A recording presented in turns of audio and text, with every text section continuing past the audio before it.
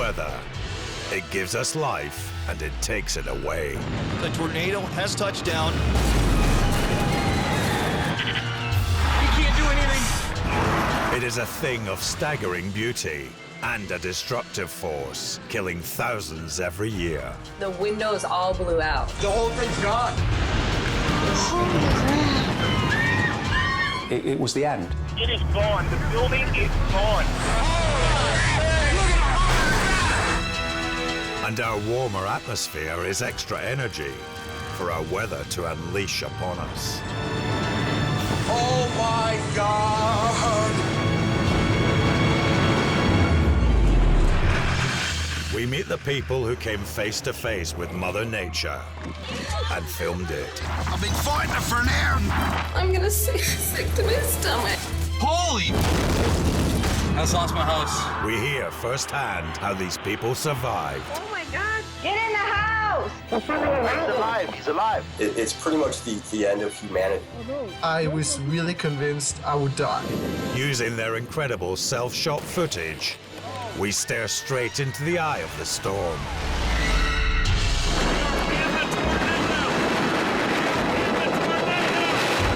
And witness up close the sheer force of nature. Oh my God! Look at that! Oh! Jesus! Everybody take cover now!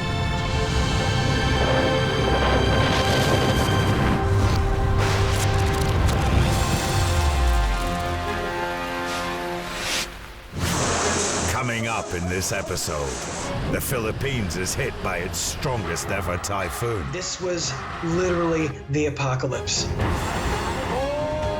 Glacial calving in Greenland unleashes tsunami-like waves. And we witness the brutal power of storm surges.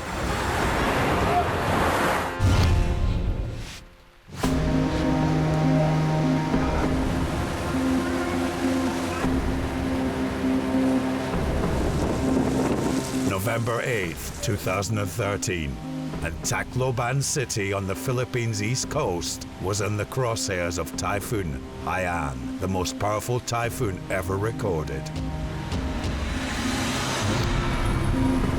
At 6 a.m., winds were reaching 120 miles per hour.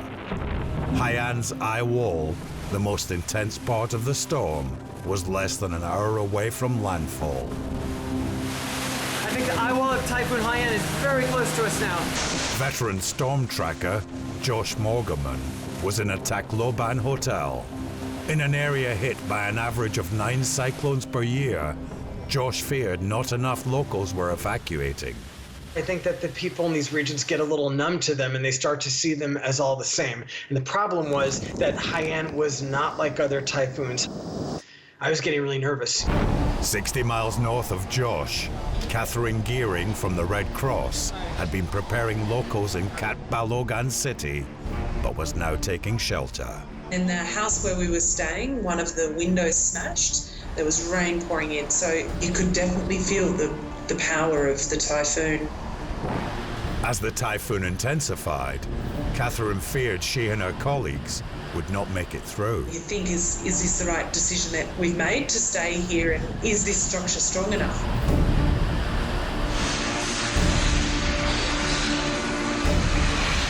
"7 a.m. in Tacloban, and the eye wall was beginning to make landfall. Josh took cover in his hotel as ferocious winds ramped up to 200 miles per hour.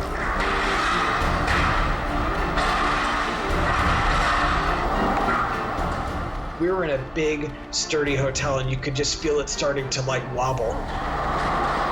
One of the scary things about being in a typhoon in an urban area is you have a lot of flying debris. I'm talking pieces of metal, large pieces of wood, stuff that if it hit you, it would kill you instantly. The full force of Typhoon Haiyan was now ripping Tacloban City apart.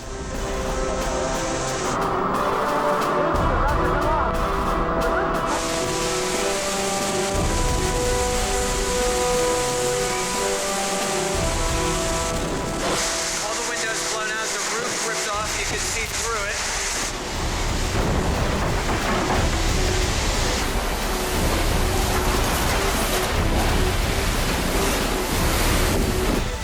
smashed windows at the front of the hotel created a vortex, sending Josh to the rear of the building, where he saw a distressing sight. I realized that something very serious was happening, which is the water was coming up. The bay was actually flooding into the city.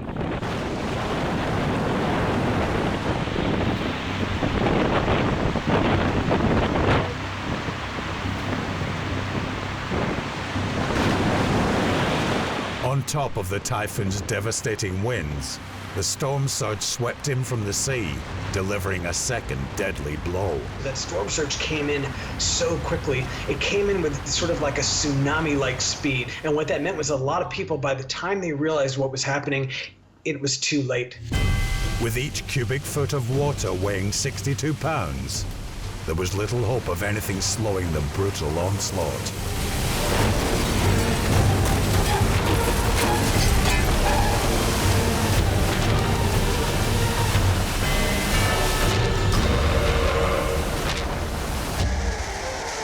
Water levels were now 3 foot high and rising. Josh was on a third-floor balcony as locals on the ground were pushed out of their flooded homes, only to be met by a road that had become a torrential river. I felt like I was just going to see people die right in front of me, and I never felt so freaked out. I realized I couldn't be an observer anymore. I had to help. And then we just started trying to rescue people. But as the floodwaters continued to rise in the hotel, Josh and his team's own lives were in danger. The guests who were in first floor rooms were trapped. The water came up and they couldn't open their doors, so they were literally in these death traps.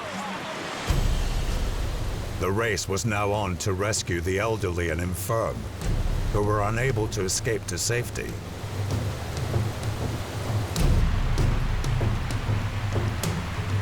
One man was the wheelchair-bound ex-mayor of Tacloban. Across the city, those that found shelter like Josh could now only wait and hope for Typhoon Haiyan to weaken.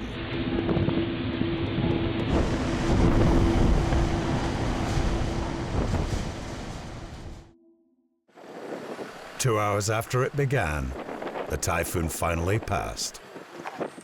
In the lesser affected Catbalogan city, Catherine had ridden out the storm. There was a huge amount of relief, but there was also a lot of fear because some of our colleagues were in another structure in Tacloban. She now had to get to worse hit Tacloban to find her colleagues and begin the relief effort. Meanwhile, Josh was able to venture out to the streets to survey the damage. We went outside into the streets. This was literally the apocalypse. There were dead bodies in the streets. Whole blocks had been reduced to rubble. The city had been destroyed. Catherine arrived on the other side of town, where the extent of the devastation was even more apparent. When we travelled to Tacloban city, it really took my breath away. I knew this city, I'd been there before, and it was totally unfamiliar. We were climbing over cars, houses that had been blown and collapsed onto there was no road. We were walking over this debris, and the whole time you're thinking there were casualties in the area that were under the debris. Catherine finally arrived at the city's flood-hit Red Cross branch, where her colleagues had been sheltering just hours before. All of us were really anxious. You can feel it in your stomach, it's like your stomach's in a knot. Thankfully, they had escaped before the deadly storm surge engulfed their ground floor. It was a huge relief to know that people that were friends and colleagues for 3 years, were safe. But with local hospitals in ruins and supplies washed away, their priority now was to provide urgent aid and stem the rising death toll. In the coming days, more supplies arrived as the aid agency set up emergency response units to treat the thousands of survivors pouring in. Josh stayed on to help with the cleanup effort, and reflected on living through the worst typhoon in his 10-year storm tracking career. The night before the typhoon hit, people were just kind of hanging out, drinking beer, playing pool, just like it was any normal night. And I said, "You're not going to ride out the typhoon here, are you? You're gonna go inland, right?" And they just kind of smiled. They didn't seem very concerned about it. After the typhoon, it was just blocks and blocks of rubble, and it was an area where a lot of people died. And I wonder if those people that I spoke to even made it. Tacloban City bore the brunt of the deadliest typhoon to hit the Philippines since 1881. Haiyan was a humanitarian disaster. It killed 6,300 people, 22,000 were injured, and 11 million were directly affected. Over many months, aid agency workers such as Catherine would continue to treat the injured and provide vital food, water, and shelter to the local population. We were able to set up health clinics and help with delivering babies. We were able to provide vital health services. If the Red Cross weren't able to respond to this emergency, I think there would have been significant more lives, lost if we weren't there to respond.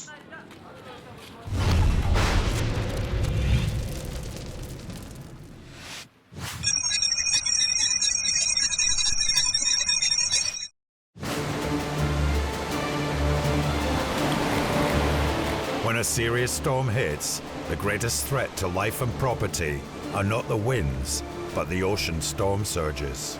As these residents of Ocean City, New Jersey find out during Hurricane Sandy. 100-mile-per-hour winds swell the sea, pushing it onto land. Luckily for these storm-chasing locals and this bunny rabbit, the storm surge is only just beginning. As Sandy's winds intensify, so does the surge. The sea walls beside this Staten Island diner provide little protection from the increased ocean swell. As the storm surge vaults tons of seawater onto the restaurant, the owner has no choice but to abandon his business and leave it to the CCTV to capture the devastating effects. But for those that don't see it coming, there is no such escape. This hotel in Rockaway Beach, New York, is hit by a 5-foot tidal surge. The owners desperately try to stem the torrents, but the force of the waves eventually breaks through the glass doors, flooding the ground floor and forcing stranded guests upstairs.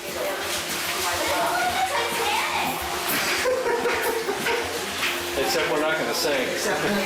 And businesses like this are shut down for weeks. Even lesser storms can create a powerful surge if the tide is high. This person in Penzance, United Kingdom, finds himself cornered by waves crashing over the sea wall.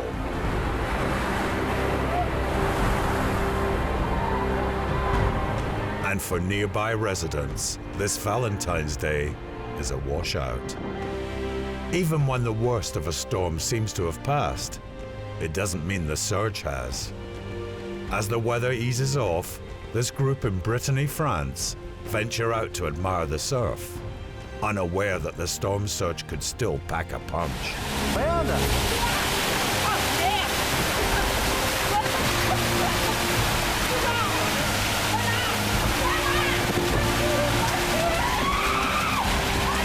In near freezing waters, a deadly rip current is then added to the mix.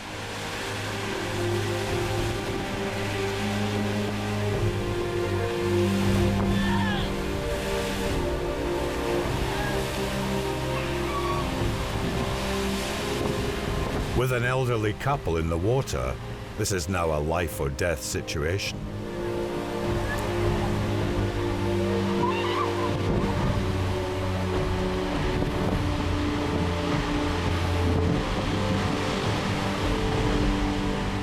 This onlooker must wait for a lull in the swell to make a daring rescue.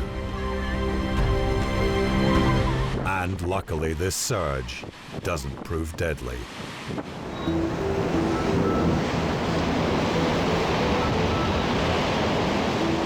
But when it comes to storm surges, the ones whipped up by hurricanes resemble tsunamis.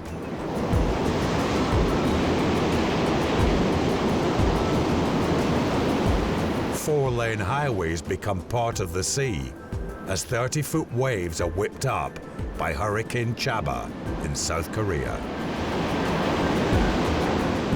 And with hurricane-induced surges comes the devastating addition of huge rainfall.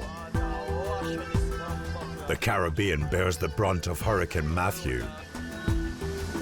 Kingston, Jamaica is deluged by torrential floodwaters, causing chaos on the roads, damaging hundreds of properties, and sending thousands fleeing to disaster shelters.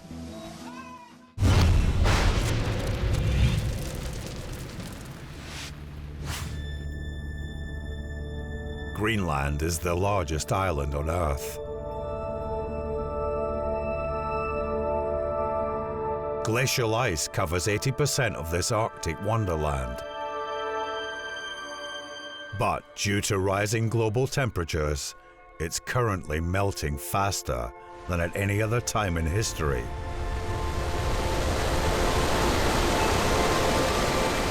So tourists who come to see the spectacular but dangerous ice calving are advised to keep their distance. In Ilulissat on the west coast, Jens Moller and his uncle were taking a tourist out to see this spectacular phenomenon. It's magnificent. We got very close to it at some point, and got so close to it that I could almost touch it. But just as the boat edged away from the 650-foot ice cliff, something unusual caught his attention. At some point, I just kept on hearing cracks from a certain direction. It just kept on cracking. And I thought, maybe something big is coming up. I wouldn't say I knew something was coming, but I had a feeling.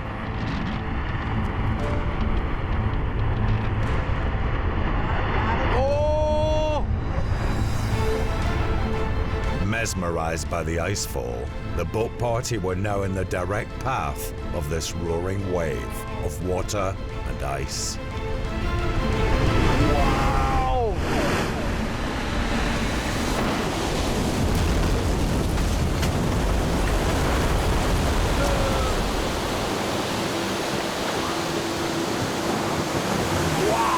The tiny boat was battered and took on water, but just managed to stay afloat.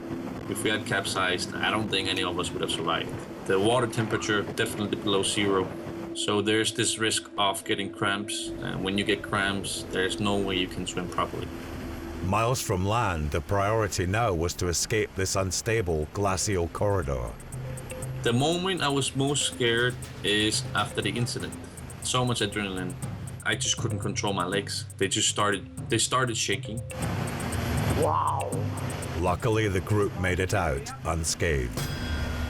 This is the wildest thing I've ever tried in my life. Woo!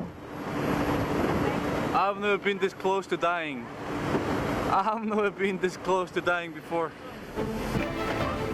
Having been at the foot of the glacier just moments before, only lucky timing prevented a multiple tragedy. We were very, very close to the glacier. I don't think other boats would have done that, and we nearly paid for it with worst case scenario life.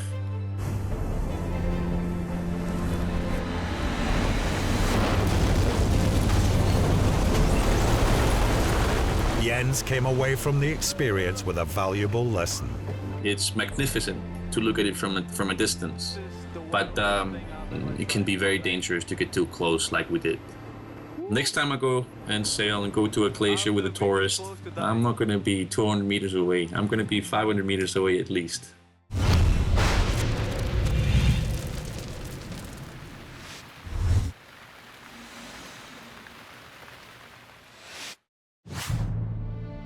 As we've seen, getting close to melting ice is not always sensible on a warm day. But these tourists, at the end of the Miage Glacier in Italy, have nowhere to flee.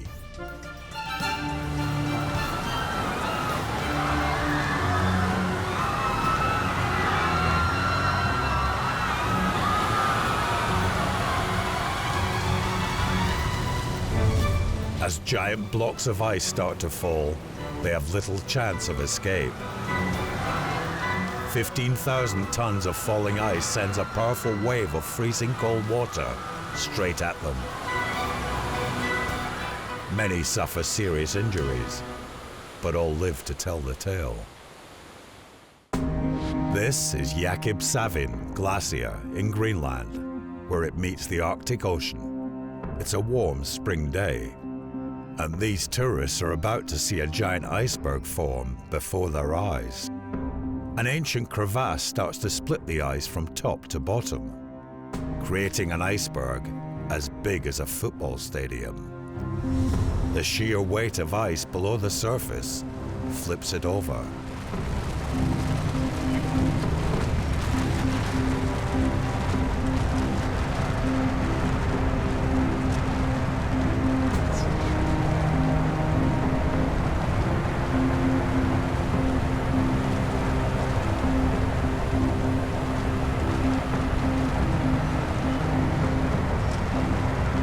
Turns out it's true what they say about an iceberg. 90% of it is out of sight. Oh my god, for det er en bølge derovre, mand! In the United Kingdom, retreating glaciers have carved this most intimidating peak, Mount Snowdon. Ancient English for snow hill. But when rising temperatures melt ice, damage can still be done and can cramp a climber's style.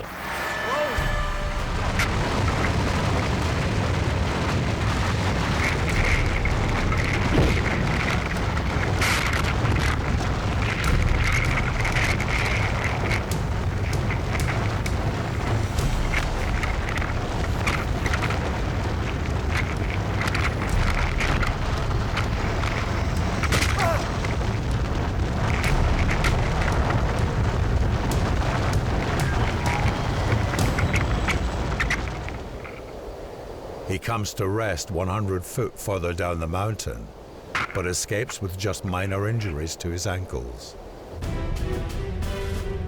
Falling ice can also be spectacular. This crumbling ice bridge is at the end of a 20-mile-long glacier in Argentina. It's as tall as a 20-story building. It was formed when moving ice made a dam across the lake. As the ice below the surface is so badly eroded, it can no longer hold the weight of the ice above.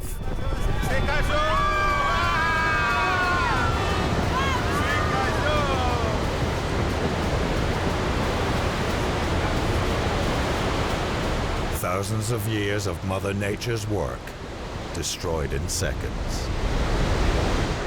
But some people aren't satisfied just watching glaciers collapse. They want to get involved. On the Copper River in south-central Alaska, Keali Mamala decided surfing the ice wave was the way to go.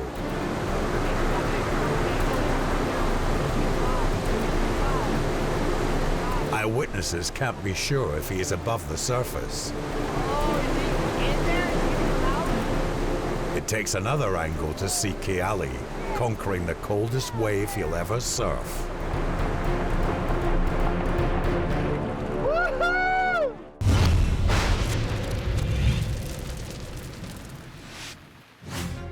Coming up, the city of Houston is devastated by a flash flood. My adrenaline was kicking in. I'm like, am I gonna make it through this? A freak winter tornado rips apart an Illinois town. And we discover how the El Nino effect turns our weather on its head. Houston, Texas. Surrounded by 2,500 miles of waterways, its 2 million urban residents are at constant risk of flooding. And on April 18, 2016, this low-lying city was hammered by the second largest rainfall in its history. What in the world? That's what you call somebody who ain't got a family. 2 inches every hour had fallen since midnight. By 8 a.m., this had increased to 4 inches every hour, pushing the city's drainage system to breaking point. The National Weather Service in League City has issued a flash flood warning for Central Harris County in southeastern Texas. I grew up in Houston. I've seen a lot of rain, a lot of flooding. I haven't seen flooding to this level, this quickly. Bill Pennington's home in Maryland, in the southwest of the city, was just 400 yards from the banks of a swollen river as the waters began to rise on his street. A lot of the flood water actually goes through the sewer system. You know, obviously it's a sewer system. It has some very nasty stuff in there. Bill's home was flooded just a year earlier, and this time he was taking no chances. When it starts happening again, you kind of go into a massive adrenaline rush. You need to get things off the ground and move. You can have all the money in the world. You can have whatever you want, and it's not stopping that water from coming into your house. It's complete and total powerlessness at that point. Bill headed for a neighbor's house on higher ground and could only hope his house would be in one piece when he returned. He wasn't the only one scrambling to escape the fast-rising waters. The overloaded drains breached all over the city. And by midday, 7 of Houston's waterways had burst their banks. City officials were now warning against all forms of travel. Do not attempt to travel unless you are fleeing an area subject to flooding or under an evacuation order. Turn around, don't drown. 8 miles away in southwest Houston, Ted Nugent was on the way to his mother's in his souped-up Hummer. They're probably the most amazing, all-capable vehicle. When I heard the news warnings about the torrential rain coming up, I really wasn't that worried. It's not my first rodeo. It wasn't until I hit the freeway that I realized something was wrong. I'm like, oh my God, like most of Houston is underwater, but I was kind of, on my way to rescue my mom.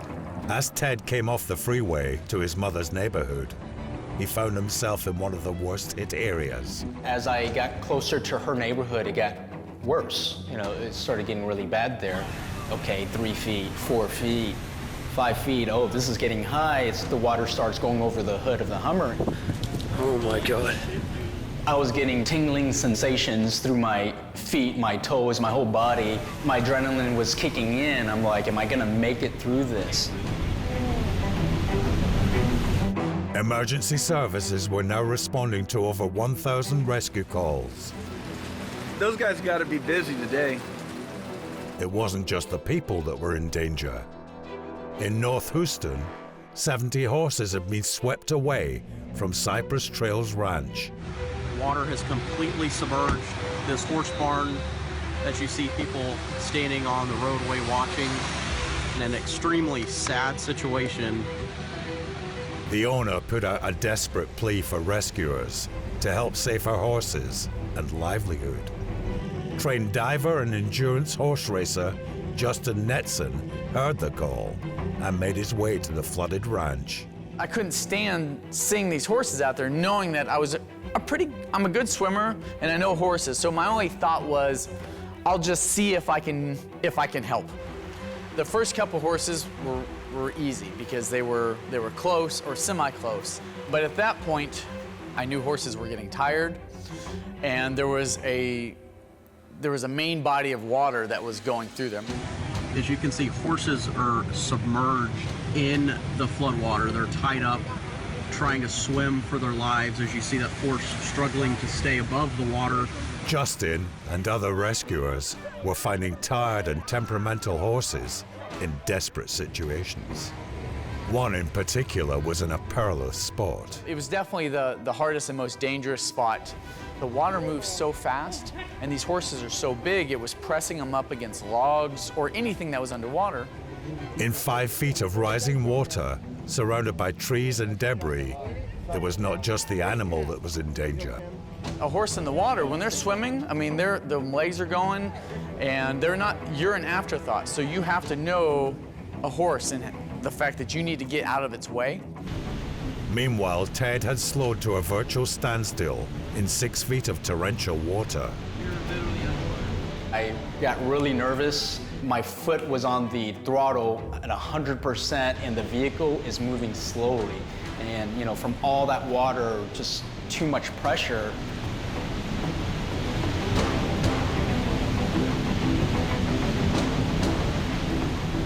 After getting through the most dangerous part of the flood, I had a sense of relief. Fortunately for Ted and his mother, he was able to make it to his destination. USA! USA! USA!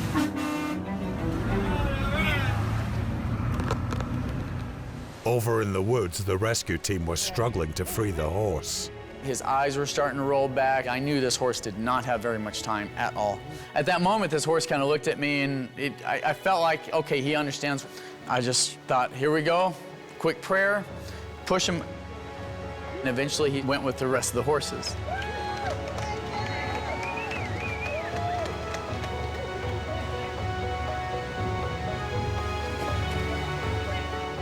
Justin spent a total of 7 hours in the water and directly helped save 15 of the 65 horses that survived. A lot of people ask, well, you know, weren't you exhausted afterwards? And honestly, I had such an adrenaline rush that I think time stood still. I was just so focused on the horses. By 3 p.m., the flood began to recede, and Bill was finally able to wade back to his home. At that point, we had about 16 inches of water in the house. That kind of hits you that my house is completely ruined. Bill's house suffered $400,000 worth of damage and was one of almost 2,000 homes flooded throughout the city. By late afternoon, the city's governor declared Houston a disaster zone. 240 billion gallons of water fell on Houston in less than a day. It left 147,000 homes without power. 1,200 people had to be rescued, and 5 died in submerged vehicles. It is a scary situation that I got myself into, and luckily I'm here to talk about it. With urban development on the rise in Houston, Bill fears devastating floods will only increase. Used to be farmland. It would absorb a lot of water. Now it's all houses for many, many, many miles. So now you have all this hard surface, all this concrete, and it has nowhere to go. So it comes up and out of the bayou. So you live in the city of Houston. It can happen at any moment, at any time. For Justin, he was glad he could do something to help the animals he loves. I was definitely fortunate enough to be at the right place at the right time. What's up, party boy? I feel a slight connection with these guys. I don't look at these horses as horses, I look at them as family. I mean, they bring a calmness to my life.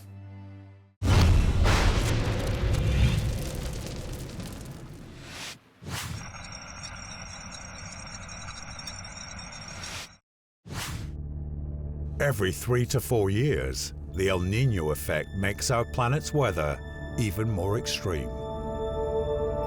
A buildup of warm water in the tropical Pacific leads to more wet weather in some areas and drier, hotter weather in others. In February 2016, Fiji bore the brunt of El Nino's wet weather effects. Cyclone Winston's 145-mile-per-hour winds ripped into the tiny island nation.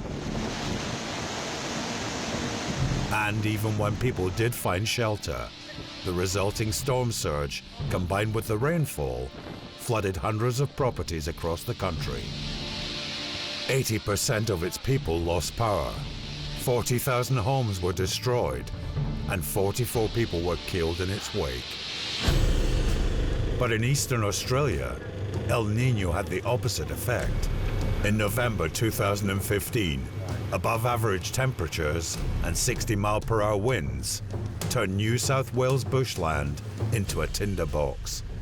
83,000 hectares of land were turned to ash, and 470 buildings and farms were destroyed, like this one in Pinery. The fires burned for 2 weeks before they could be controlled. And despite widespread evacuation, 80,000 livestock and 2 people perished.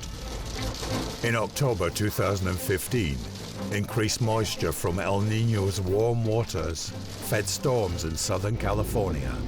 The result was a catastrophic flash flood that tore through a jam-packed Route 58. Many people were trapped for up to 12 hours. My dad's truck, we were just in there, we had to kick out the window. We made ourselves to high ground, we're still in danger. There's some poor people down there. I hope everybody's okay. Over 200 vehicles had to be recovered, but incredibly, there were no fatalities.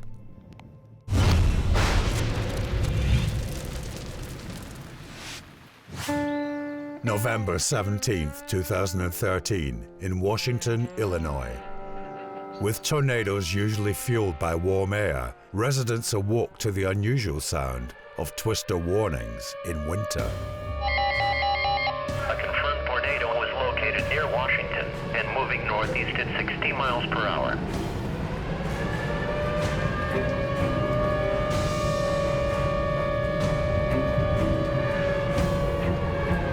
Chris Lancaster was at home with his family as a giant twister approached town. My wife woke me up in the morning and was like, you need to get up. Sirens are going off. It's looking funky outside. Come on. Get in the house. Come on. Get her in the basement and kennel them. Chris, it's coming toward us. I'm going with my baby. Go with the babies. Leave that door so I can get in.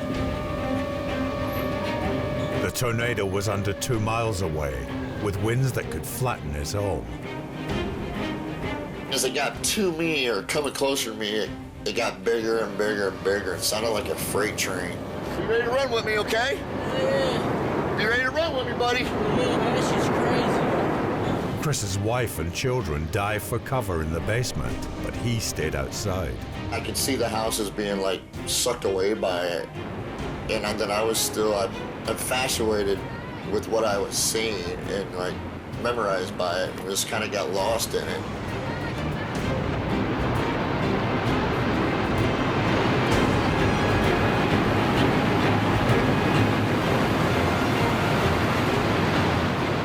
But I hope no one's hurt. Most of Chris's neighbors had fled indoors. Our Father who art in heaven, hallowed be thy name. Thy kingdom come, thy will be done on earth as it is in heaven. But Chris was still mesmerized.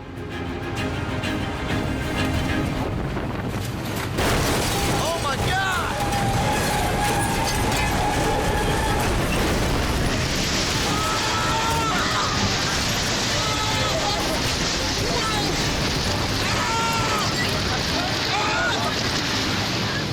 When I flew across the room, I thought I was gone.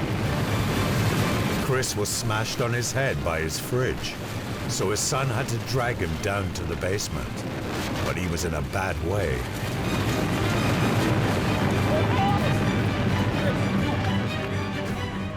Oh, what happened, Chris? Oh, you get hit with? I don't know. In a matter of seconds, this EF4 twister passed. Just yards away, Chris's neighbor was one of the first to surface. Wow. Holy moly. Oh my God. Our house is freaking destroyed, Josie. Josie, come on now. I know it's scary. Come on now. And watch the nails. That's fine.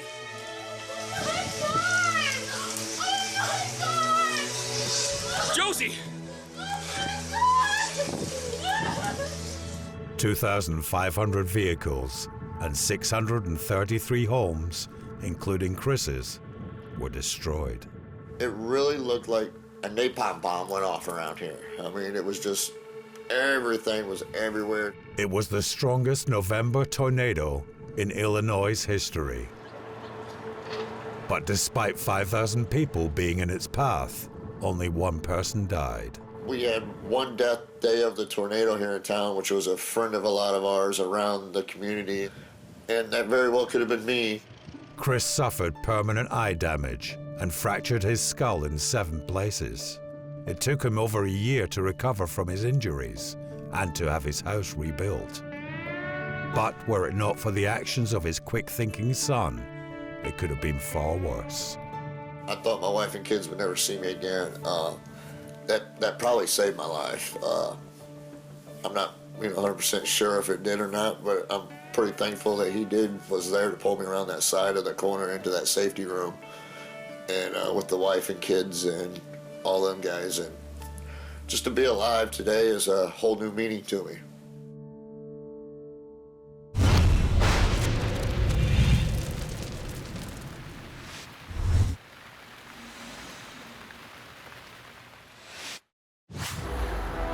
Our vehicles keep us warm when it's cold and cool when it's hot. But when it gets seriously wet, they offer little protection. Novgorod, Russia, and a bit of light drizzle shouldn't present any issues for these road users. One sharp turn at speed on a damp surface is all it takes to correct that prediction. Thankfully, the driver escapes unharmed. When a flood rips through this road in Islamabad, Pakistan, it's pretty obvious this is a no-go zone. But apparently not to this driver.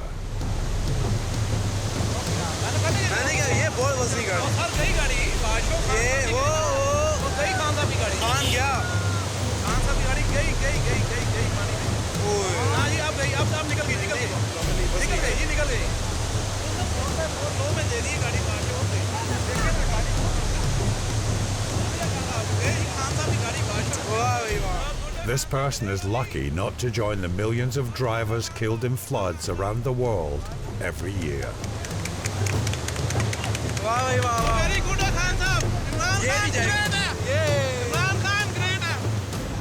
These much wiser drivers in Queensland, Australia, stay indoors when severe flooding hits.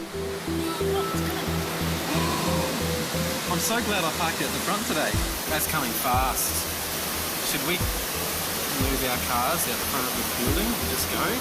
As the river bursts its banks, the power of the torrent leaves these parked cars resembling rubber ducks. No. Oh, no. You got it? Yeah. Oh. Oh, my goodness.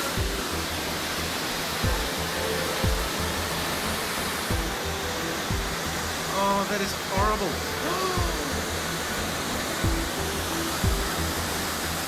Whoa. But one owner isn't prepared to see his car go the way of the others. Don't, oh mate, don't, just let it go. He's taking the air out of his tyres. As soon as you do that, it floats down. Don't. Oh. He doesn't fall. He's taken the air out of them. There's another one. That is unbelievable. See if he can take his air out. Oh, lucky. Save his car.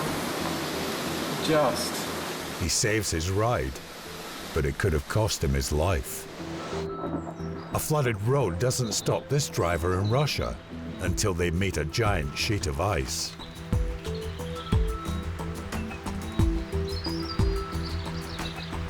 Deterred but not defeated, this driver calls in some heavy-duty help.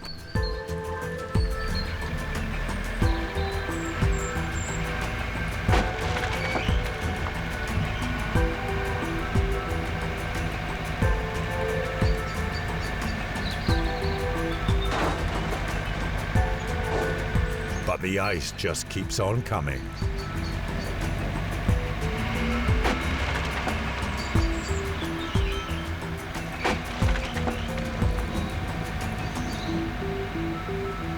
Despite the tractor's valiant efforts, these drivers won't be crossing this flooded river anytime soon. Predictably, a torrential downpour in Seoul, South Korea, slows rush hour traffic to a standstill. But no one can imagine what comes next.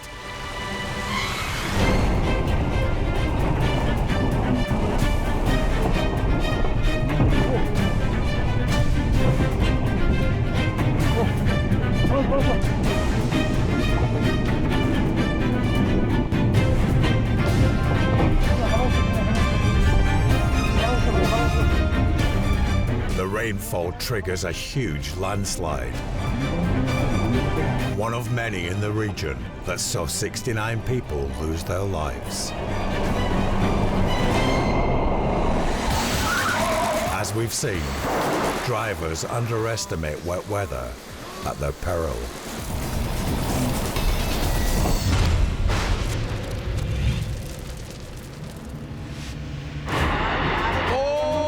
In this episode, we've seen Mother Nature in all her fury. We've seen how helpless we can be. We've seen her tear down, destroy, Our house is freaking destroyed, Josie! and laugh in our faces. And next time, there will be more, because deadly weather stops for no one.